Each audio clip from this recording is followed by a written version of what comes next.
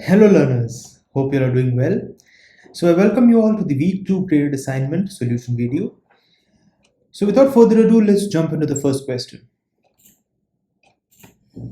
So the first question states, at the end of execution of the given procedure on the scores dataset, what will A and B represent? So let's go to step 1.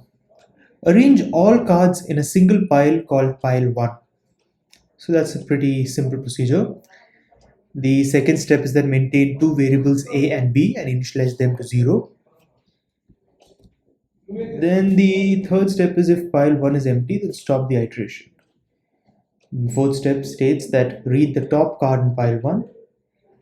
Now we go to the bulk of the procedure. We see that if A is less than chemistry marks, then store chemistry marks in A.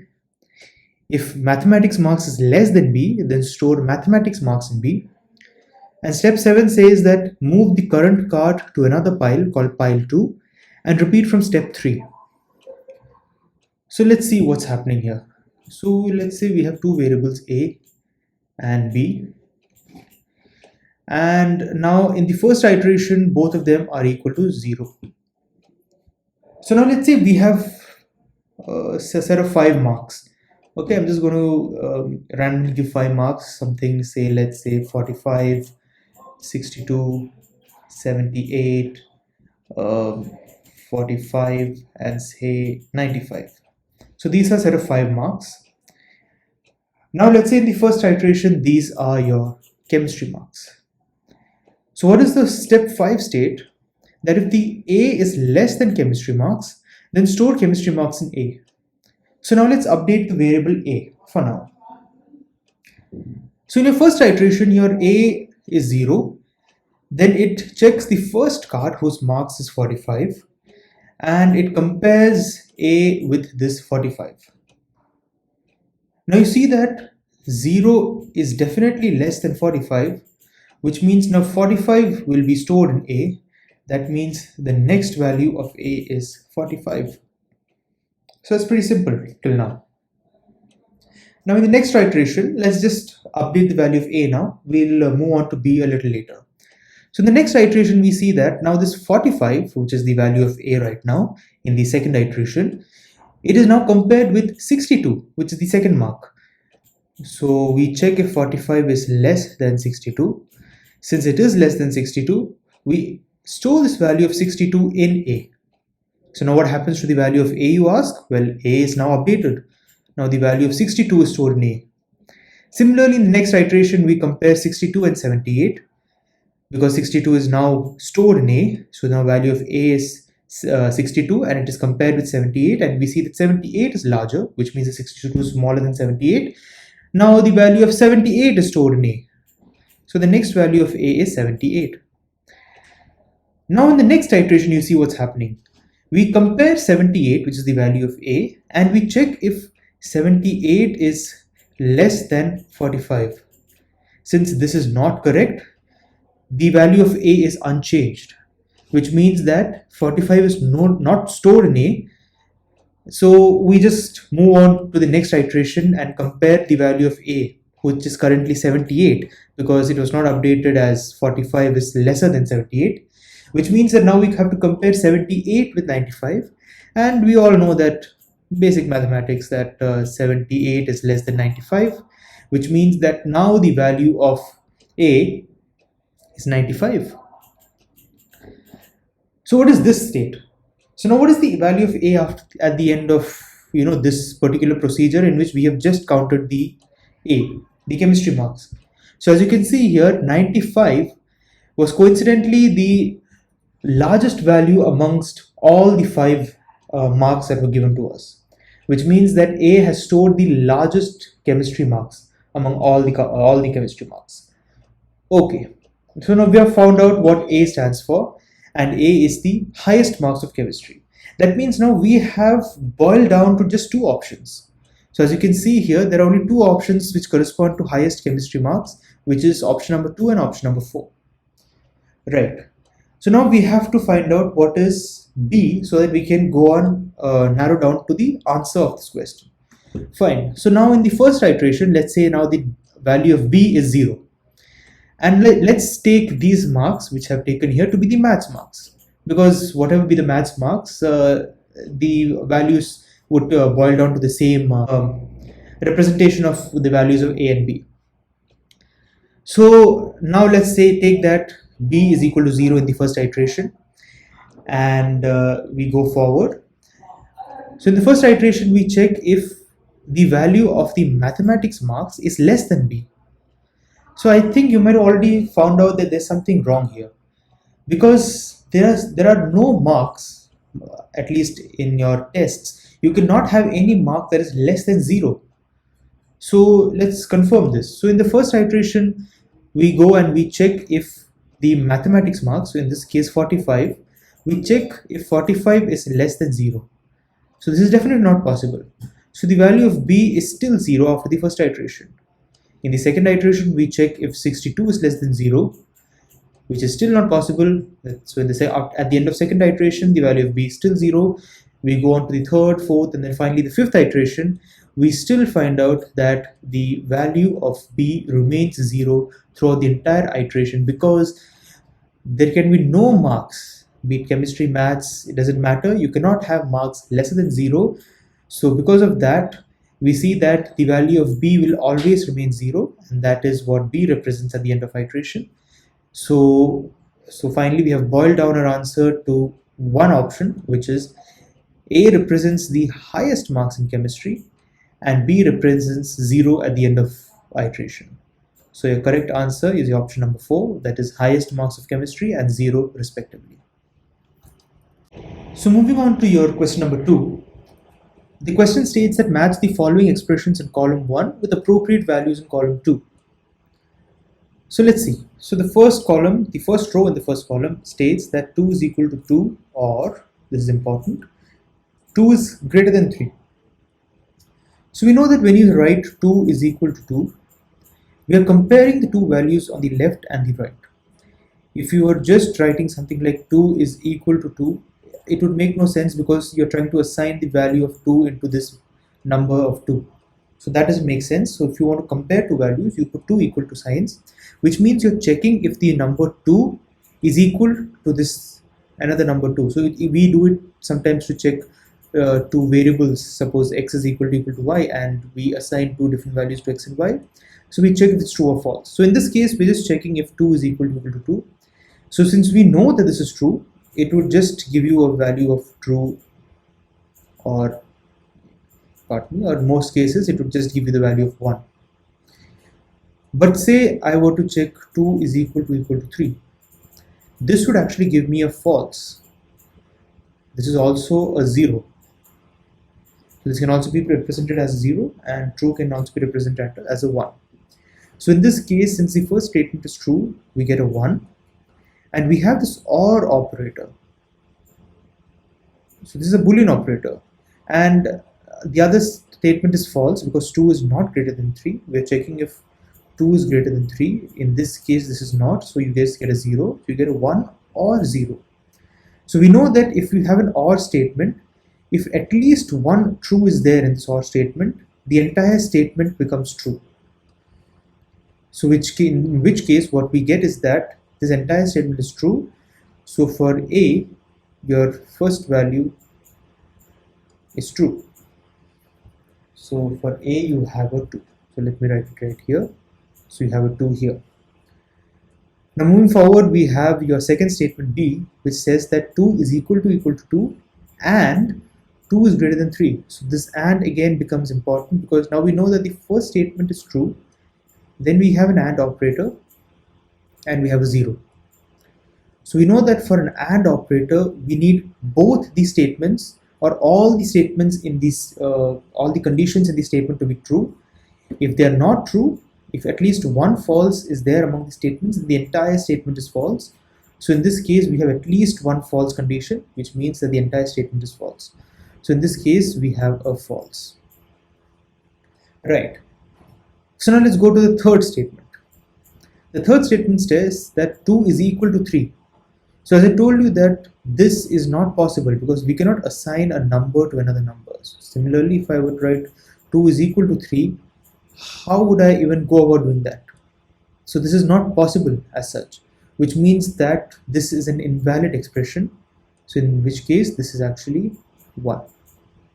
So this is not possible in any of the computer languages, which means that this is an invalid expression. Now moving forward, we have the next statement which says that 2 plus a string value of 2. So when you have an apostrophe, that means that this becomes a string. So now we're trying to add or concatenate, if you may. You're trying to concatenate an integer with a string. Again, this is an invalid expression because we cannot add a string and an integer directly, at least. So in which case this also is an invalid expression. Now moving forward, the last expression says 2 is less than 3. So we're trying to prove if 2 is less than 3, and since it is, which means that your answer is actually true. So again, this becomes 2.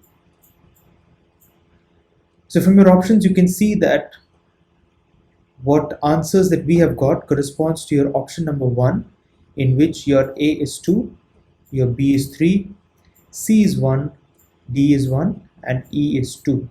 So the correct answer is option number 1.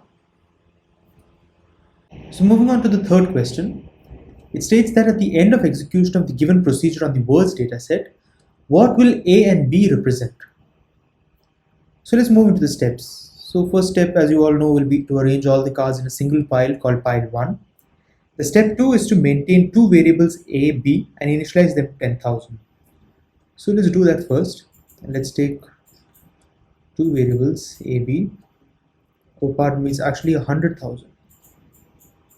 So we have a lot of zeros and a lot of zeros here as well.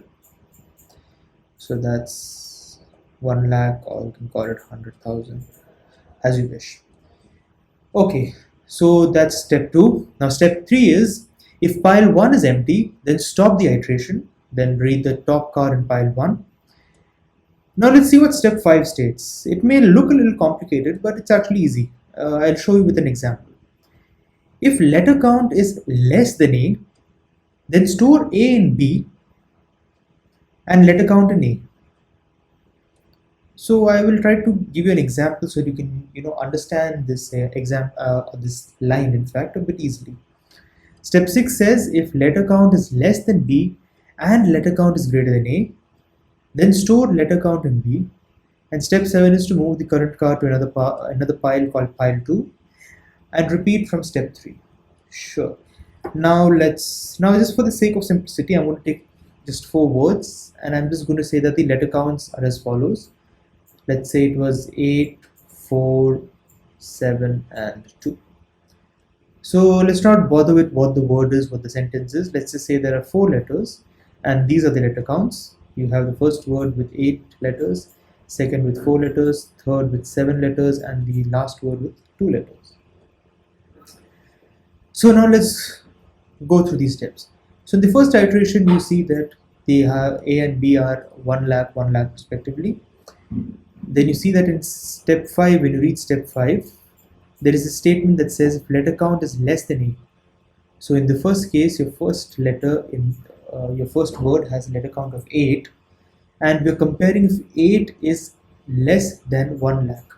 So it is bound to happen that 8 is less than 1 lakh, which means that now the value of 8, as you can see, store letter count in A. So your letter count is stored in A, and you have to store your A in B. So in the first iteration, there's nothing much to do here because both A and B are 1 lakh. So this value of B wouldn't change, it would still remain 1 lakh. Sure. So now since that's done now, let's go to the next step. If letter count is less than B and letter count is greater than A, then store letter count in B. So now we have to check if the letter count is less than B. In this case, yes it is. And the letter count should be greater than A, which means that it's not, because 8 is not greater than 8. 8 is in fact equal to 8. So in this case, there would be no change. As you know that for a statement with AND to be called as true, both the conditions in the statement, or all the conditions in fact in that statement, should be true. So in this case, you have one condition that is false, and that is that the letter count is greater than A. It's not it's not the case, which means that this statement, this condition in fact is false. So the entire statement becomes false. So this would never happen in the first iteration. Anyway, moving forward, so in the second iteration, we go for the next word, which has 4 letters in it. So now what happens? Let's go through step 5 again. The letter count should be less than A. So in this case, yes, 4 is less than 8. So in this case, we have to store A in B. So this first, what we do is we store A in B, which is 8. And what happens is that your 4 is now stored in A. So now we have done that. We have stored the letter count of the second word because the letter count here was less than the current value of A in that iteration, which is why we first stored the value of A in B and then stored the letter count in A. Now the sixth step states that if the letter count is less than B, so 4 is definitely less than 8, and the letter count should be greater than A. So again, this turns out to be false because 4 is not less than 4, 4 is actually equal to 4, so which means that there is no change again. So now let's go to the next iteration. So again, the next iteration we see that if letter count is less than A. So in this case, your word is of 7 letters. So here the letter count is not less than A. Your letter count here is 7, but your A is 4, which means there is no change here. So you have to remember that there is no change here. So let's see what's the next step here. So because this does not happen, we directly move on to the next step. Now we check that if the letter count is less than B. Okay, interestingly enough, the letter count is definitely coming out to be less than B, and the letter count should be greater than A. Letter count is also greater than A because as we know that 7 is less than 8, which is the value of B in this iteration, and your letter count is definitely greater than 4, which is the value of A in this iteration. So which means that since both these conditions turned out to be true, that means the statement is true. Now we can go to this latter part of this step, which states that store the letter count in B. So now finally we are having an increment. So the value of A remains the same as the previous iteration, but here we are having a change in the value of letter count of B, which is 7. So now we have updated the value of B to 7. Now in the final iteration, interestingly enough, we have something here that says that if the letter count is less than B, we have to go to the fifth step now. If the letter count is less than A, then store A in B. So here you see that 2 is definitely less than 4. So in this case, we have to store A in B. So now A goes to B, and then we have to store the letter count in A. So now we have to store the letter count in A. Now again in the step 6, if we see that if letter count is less than B and letter count is greater than A. So again, you know where the failure is going to occur, and that is the letter count of A cannot be greater than the letter count of the current word is not going to be greater than A because we have already updated the value of A here, and that is going to be equal to the current letter count. So because of which the statement is going to be false. So now we have reached the end of our iteration, and finally at the end of the entire procedure, we see that the value of A is 2, which is incidentally it is the smallest word length in fact, and you see that B is 4. So what is 4 in fact?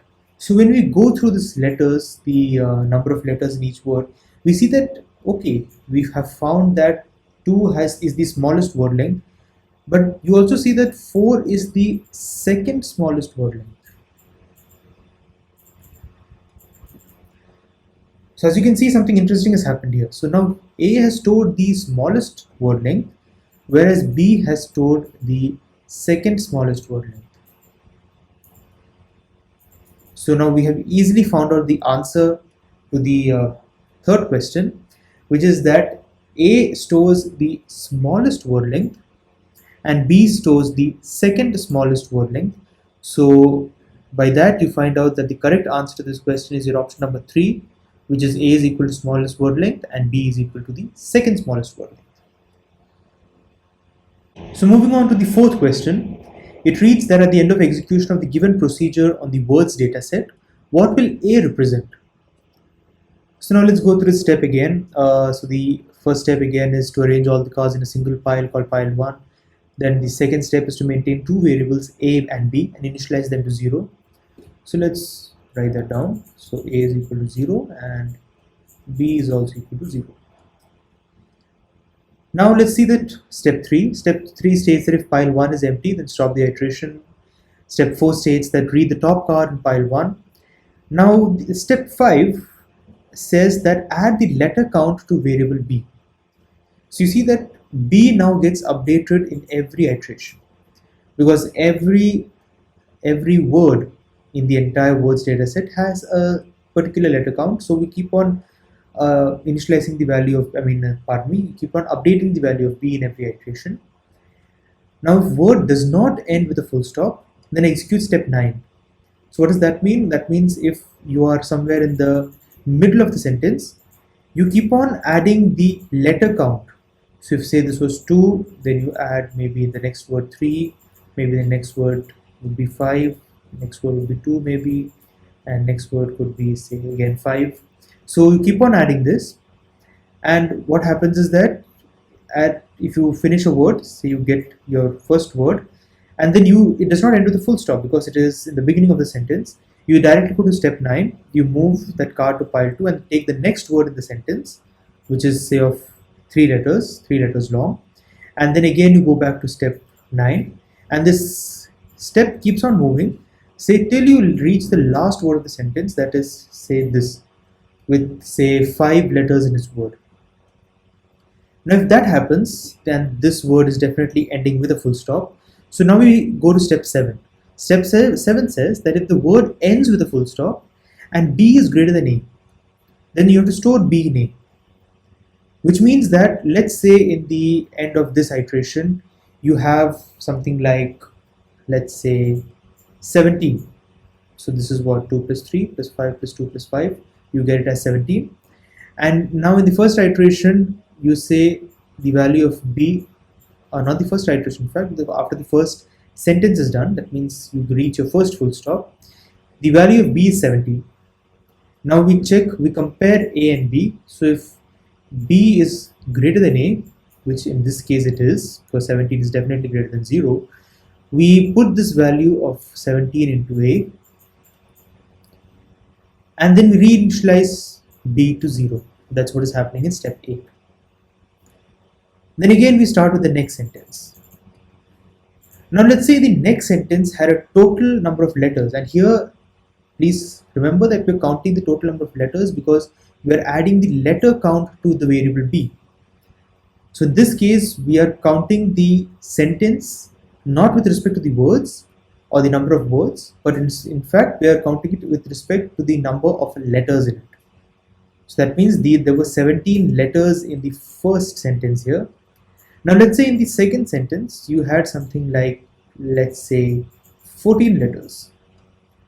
So then in that case your B would be 14, but it would still not be stored in A because 17 is definitely not lesser than 14.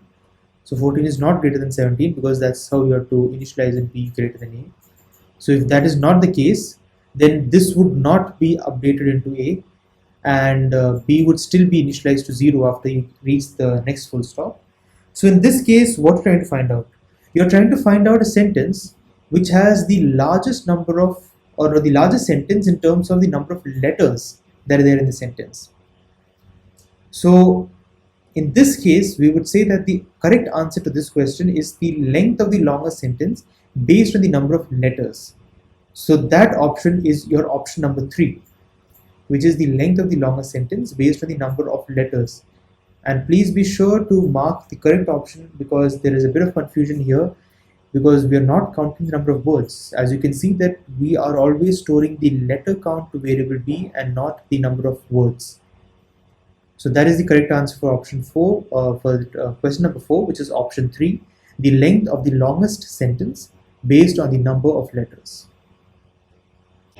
Now moving on to question number 5. The question states the given procedure is executed on the shopping bills dataset. At the end of execution, this variable HB shop stores the shop which has generated the highest amount of bill. Assume that the highest amount is generated by only one shop among all the shops in the dataset, but the programmer may have made mistakes in one or more steps. Identify all such steps, if any. Assume that all steps not listed in the options below are free of errors. It is a multiple select question, so which means that you can have more than one correct answer. So anyway, let's move into the steps. Let's see the procedure. So step 1 states that arrange all cards in a single pile called pile 1. Then step 2 states maintain the variables max and HB shop and initialize them to 1 and none respectively. So as you can see here, we've already found an error, because as you know that whenever you're assigning any variables, say a, max, min, or anything of such sort,